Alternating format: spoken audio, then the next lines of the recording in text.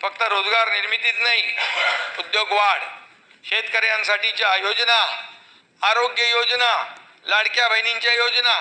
मला सांगा, शेतकऱ्यांच्या अतिवृष्टी अवकाळीमध्ये नुकसान होत होतं, सततच्या पावसामुळे होणारं नुकसान भरून दिलं जात नव्हतं, NDRFच्या निकषाच्या बाहेर जात नव्हते. मी मुख्यमंत्री असताना NDRFचे निकष बाजूला ठेवले.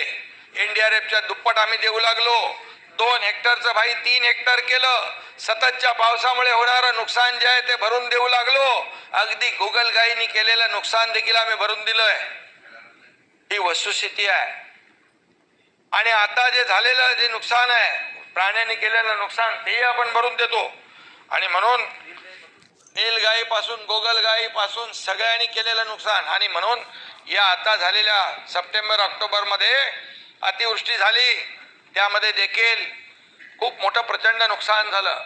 आम्ही म्हणालो होतो शेतकऱ्यांची दिवाळी काळी होऊ देणार नाही. दिवाळीच्या अगोदर त्यांच्या खात्यामध्ये पैसे गेले. 32,000 कोटीचं पॅकेज त्यावेळेस आम्ही घोषित केलं आणि त्याच्या पैशाचं वाटप केलं आणि ते सुरू आहे. ही वस्तुस्थिती आहे. तरी सांगणं शेतकऱ्यांना वाऱ्यावर सोडलं. शेतकऱ्यांना आम्ही कधी वाऱ्यावर सोडणार नाही.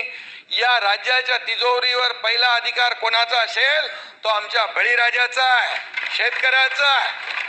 अशाच नवनवीन अपडेटसाठी व्हिडिओला लाईक करा, चॅनलला सबस्क्राईब करा. सर्व शासकीय योजनांची अचूक व वेगवान माहिती फक्त 20 या आपल्या चॅनलवर.